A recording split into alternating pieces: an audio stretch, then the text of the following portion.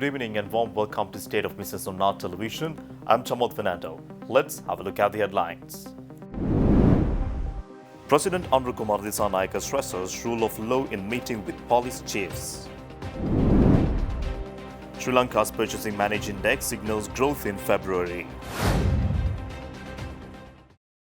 Now the news in detail. President Andrew Kumar Dissanayake met with police chiefs from both the southern and western provinces, emphasizing the government's commitment to strengthening law enforcement and upholding the rule of law. The meetings were held at the Presidential Secretariat in Colombo yesterday. During a meeting with the Southern Province Police Chiefs, the President urged officers to carry out their duties without any external influence. He assured them of his administration's full support, including necessary political assistance to safeguard public law and order. Addressing reports on organized crime and drug-related offences, he instructed law enforcement to take swift and decisive action. In a separate discussion with Western Province Police Chiefs, President Dissanayake outlined plans to utilize modern technology and introduce new legislations to combat organized crime and drug abuse.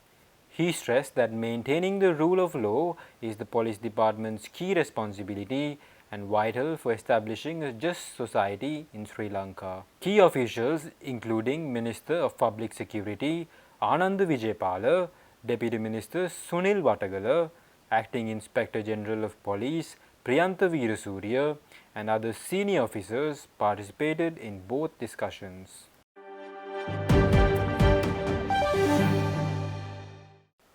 Sri Lanka's manufacturing and service sectors showed positive growth in February 2025, according to the central bank's Purchasing Managers Index.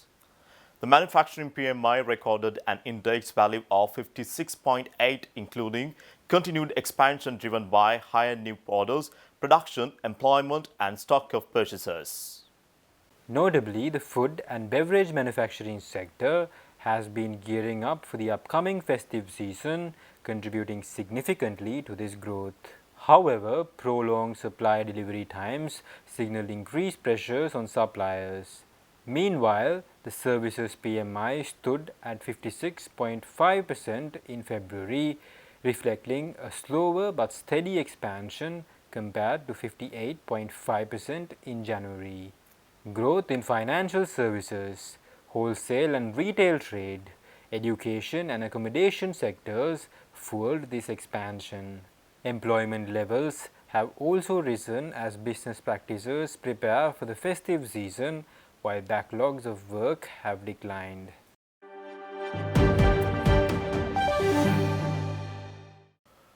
A strategic discussion on optimizing the 5 billion rupees budget allocation for the Clean Sri Lanka program was held at the Chartered Building opposite the President House yesterday.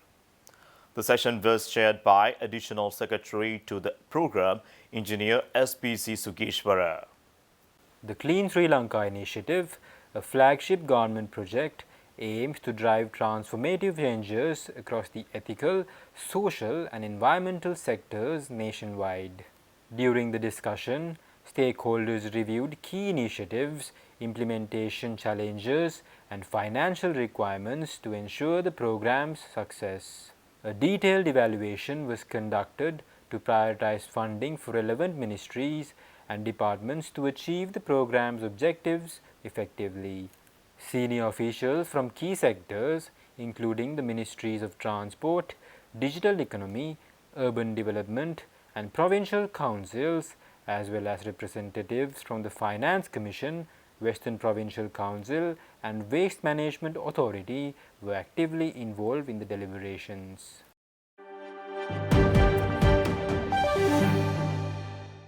Stay tuned, we will return after this commercial break.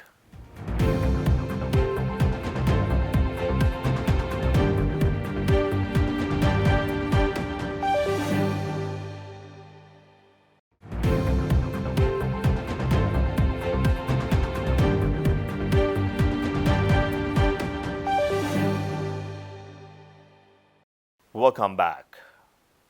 The Ministry of Mass Media and its stakeholders emphasized the need for stronger food safety regulations, capacity building and public advocacy in Sri Lanka at a knowledgeable sharing session held in Colombo recently.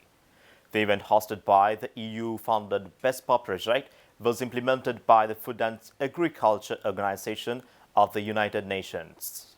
Experts noted several challenges, including gaps in enforcement, outdated infrastructure, rising foodborne illnesses, and the complexity of supply chains. The proposed solutions include multi-sectoral collaboration, establishing a centralized food safety authority, and leveraging AI for real-time monitoring.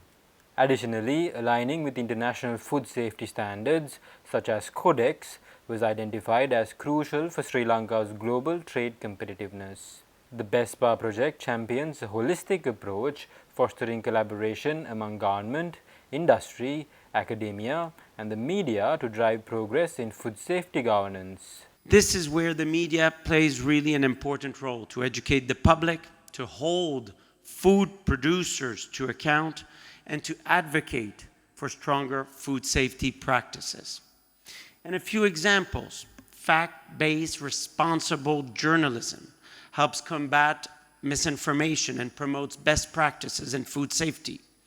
Strengthening media capacity and knowledge through initiatives like this one today can ensure that food safety remains high on the public agenda. Delivering the keynote address at the event, Health and Mass Media Minister Dr. Nalindra Jayatissa highlighted the collective responsibility to ensure the safety of food, calling it a public health concern and an economic imperative. The minister stressed that enhanced regulatory frameworks, better infrastructure, and consumer education are vital for achieving a robust food safety system. I urge all stakeholders, government agencies, the private sector, researchers, and consumers to join hands in making food safety to top priority. Together, let us create a healthier and safer Sri Lanka where every citizen has access to food that is not only delicious but also safe and nourishing. I think this is a very significant moment. When we talking about the food safety matters, being the Minister of Health and Mass Media, as our ministry, we can do a lot collaborating the health sector as well as the media. So our program in the food safety sector is to collaborate every stakeholders, international and local, and to streamline all the activities and strengthen the food safety activities. So we have discussed in the cabinet also, we have committee, subcommittee for the cabinet. This includes the ministries relevant to the production, data collection, and the regulation. So altogether, I think we can achieve this goal.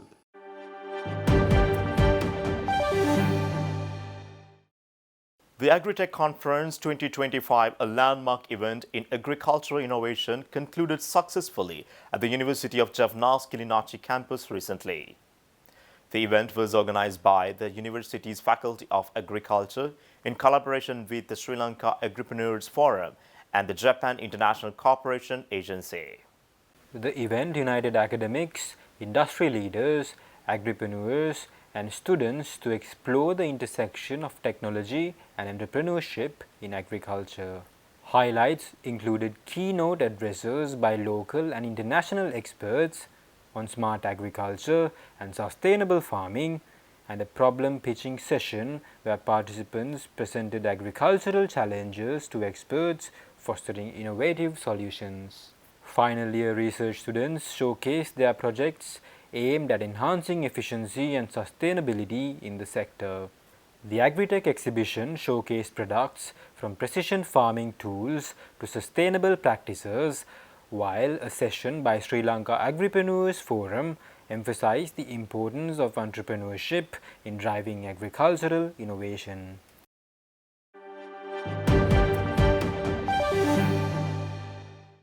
Stay tuned for the stock update.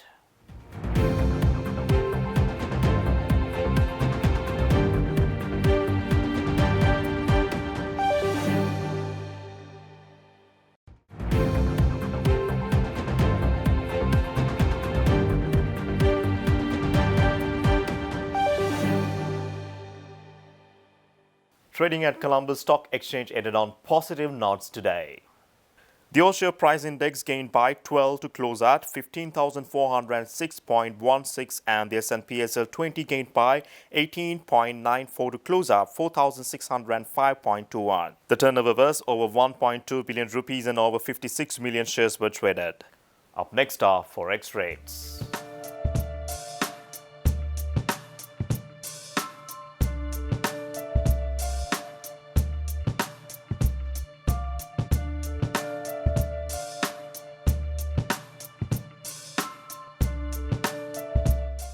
That's all our news for today. For this and more, subscribe our channel on YouTube, follow us on Facebook. Take care and good night.